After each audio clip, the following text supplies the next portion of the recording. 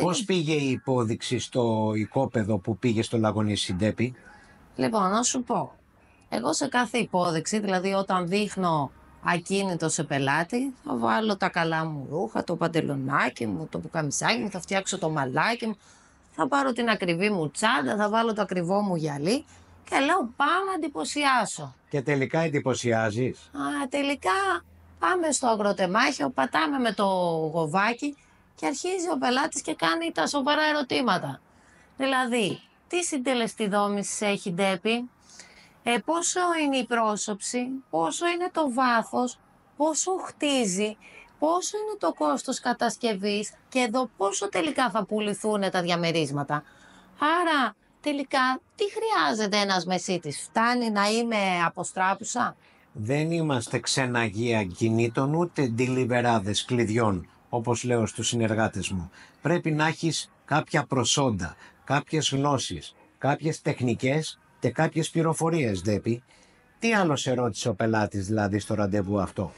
Με ρώτησε, ήθελε να έχει μια σοβαρή απάντηση στην επένδυσή του. Δηλαδή αξίζει να πάρει οικόπεδο και να χτίσει σήμερα και πόσο είναι το κόστος κατασκευής.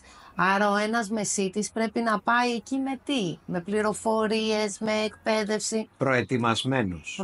Πρέπει να πας προετοιμασμένος και κάθε ραντεβού που γίνεται με πελάτη πρέπει εκ των προτέρων να έχεις ετοιμάσει όλο το υλικό με την αξιολόγηση της περιοχής, την αξιολόγηση του ακινήτου και να δείξεις του πελάτη ότι δεν είσαι ένας μεσάζων αλλά είσαι σύμβουλος και τον κατευθύνεις αν πρέπει να αγοράσει οικόπεδο και να χτίσει ή να αγοράσει έτοιμο χτισμένο ακίνητο. Είναι πάρα πολλές πληροφορίες τις οποίες πρέπει να τις έχεις. Πού μπορεί να τις βρει ένας μεσίτης για να είναι ενημερωμένος? Αυτά είναι από την πείρα, εκπαιδεύεσαι, μαθαίνεις, διαβάζεις, πώς να τα βρει ένας μεσίτης?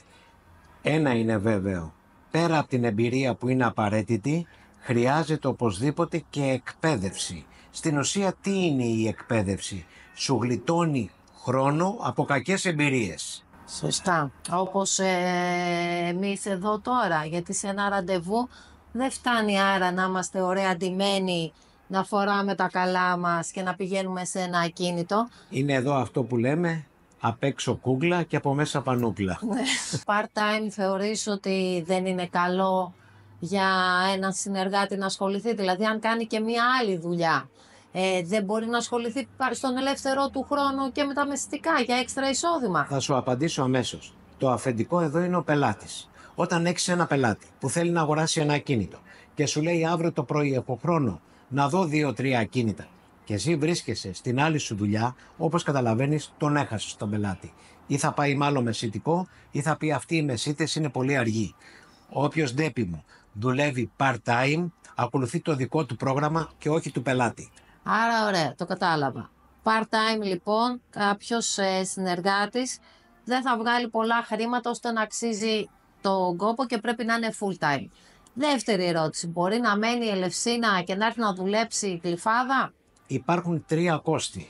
Το κόστος του κόπου, του χρόνου και του χρήματος. Αν κάποιος μένει Ελευσίνα, βεβαίως και μπορεί να δουλέψει στη Γλυφάδα.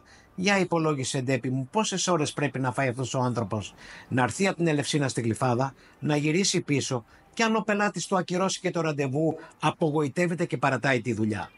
Είναι ξεκάθαρο. Για να γίνει πιο αποτελεσματικός κάποιος πρέπει να δουλεύει στην περιοχή που κατοικεί. Όχι μόνο γιατί θα κερδίζει κόπο, χρόνο και χρήμα, αλλά γιατί ξέρει καλύτερα την περιοχή του.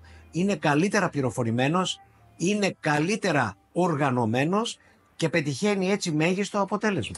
Ναι, όντως, γιατί αν βάλουμε και τις βενζίνες και όπως είπες το χρόνο, γιατί έχει κίνηση, είναι αστικά κέντρα. Βέβαια μπορεί να σου πει και ένας συνεργάτης, εγώ έχω ακούσει ότι στη Γλυφάδα υπάρχουν πιο ακριβά ακίνητα, άρα θα κάνω λοιπόν τη μία δουλειά των ονείρων μου που θα είναι μία βίλα στη Βουλιαγμένη 3 εκατομμυρίων, θα βγάλω λοιπόν 50-60 χιλιάδες και είμαι οκ. Θα σου πω και άλλη μία παγίδα εδώ. Δεν υπάρχει μικρή και μεγάλη δουλειά. Χρήματα βγάζει αυτός που στοχεύει να κάνει καλά τη δουλειά του, είτε είναι μικρό είτε μεγάλο ακίνητο.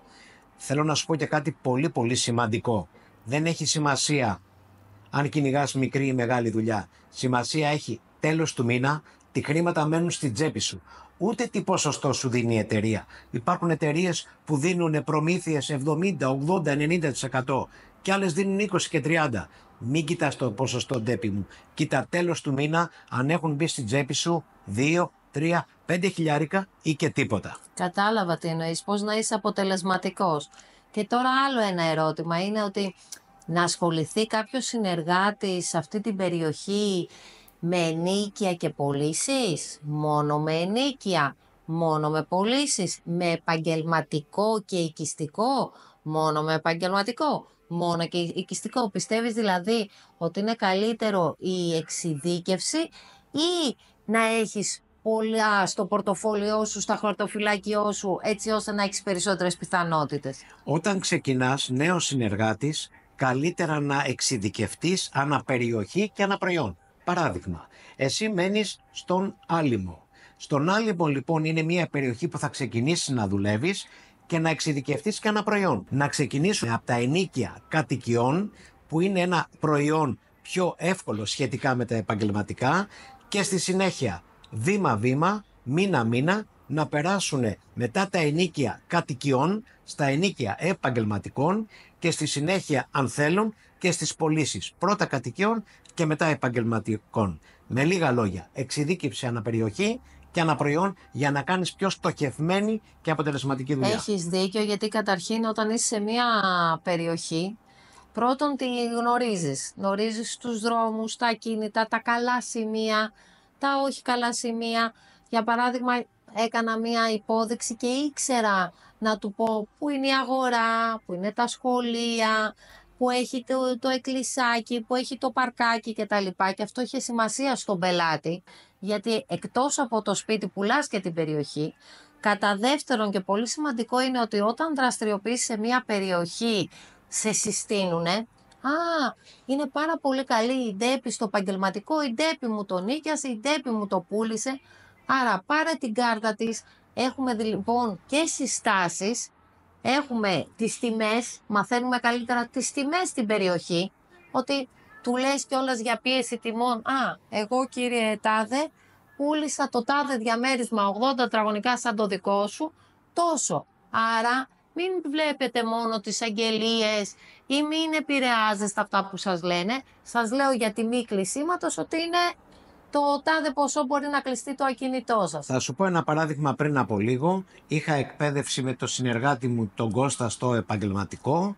Μένει στη Γλυφάδα και του είπα πήγαινε στη λεωφόρο Γούναρη που είναι μια κεντρική εμπορική λεωφόρος, περπάτησε την όλη, κατέγραψε σε ένα έντυπο δικό σου όλα τα μαγαζιά της περιοχής ώστε να ξέρεις πού είναι η εστίαση, πού είναι η φούρνη, πού είναι τα σούπερ μάρκετ. Πάρε όλα τα μαγαζιά που είναι ξενίκιαστα και αφού περπατήσεις όλη την περιοχή, τη χαρτογραφήσεις και την έχεις στο μυαλό σου, είναι πολύ πιο εύκολο να προωθήσεις το προϊόν σου. Και μην ξεχνάς κάτι, όποιος έχει προϊόν έχει και πελάτες. Ακριβώς. Το είναι βασικό, γιατί και εγώ στην αρχή όταν άρχισα αυτή τη δουλειά περπάτησα όλους τους δρόμους να δω τα εμπορικά, να δω τα διαθέσιμα, να τους γνωρίσω, να μάθω τιμές, έτσι ώστε όταν έρθει ένας πελάτης π.χ. επαγγελματικού και σου λέει θέλω να ανοίξω ένα γυμναστήριο, να ξέρεις διαθέσιμους χώρους από τετραγωνικά, να ξέρεις ποια είναι κοντά στις συγκοινωνίες, να έχεις δει το ύψος. Και υπάρχουν και κάποιοι παράμετροι για κάθε δραστηριότητα. Πολύ σωστά. Και όταν πριν λίγο καιρό ένας πελάτης, ο κύριος Παπαγεωργίου, με πήρε τηλέφωνο και μου λέει θέλω να βρω επαγγελματικό χώρο στην περιοχή της Αργυρούπολης, του έκανε εντύπωση που του είπα θα σε καλέσει ο συνεργάτης μου ο Νίκος που είναι εξειδικευμένος στο επαγγελματικό στην περιοχή. Θέλω λοιπόν να πω και κάτι άλλο. Πέρα από το συνεργάτη που κερδίζει πολύ περισσότερα χρήματα αν εξειδικεύεται αναπεριοχή και αναπροϊόν, και ο πελάτης εξυπηρετείται καλύτερα αντίστοιχα, γιατί καταλαβαίνει ότι η εταιρεία, η δουλειά που κάνουμε δεν είναι μία δουλειά σούπερ μάρκετ, αλλά είναι μία δουλειά εξειδικευμένη, αναπελάτη, αναπροϊόν και αναπεριοχή. Ποιοτική. Έχεις δίκιο. Επίσης άλλο ένα ερώτημα που κάνουν συνέχεια είναι ποιος θεωρείς είναι καλύτερος για συνεργάτες. Μία γυναίκα ή ένας άντρας? Όλοι μπορούν να τα καταφέρουν. Εδώ μιλάμε σε σχέση με τον άνθρωπο και με το χρόνο που θέλει να αφιερώσει. Έχω δει και μικρούς σε ηλικία και άντρες και γυναίκες και μεγάλους σε ηλικία. Έχω δει όλα τα είδη ανθρώπων αυτά τα χρόνια. Εξαρτάται από 3 παράγοντες. Το χρόνο που αφιερώνεις, το αν σ' αρέσει η δουλειά που κάνεις, αν μπορείς να την κάνεις και το τελικό αν αξίζει, αν βγάζεις χρήματα. 4 λοιπόν παράγοντες είναι βασικοί στο επάγγελμα.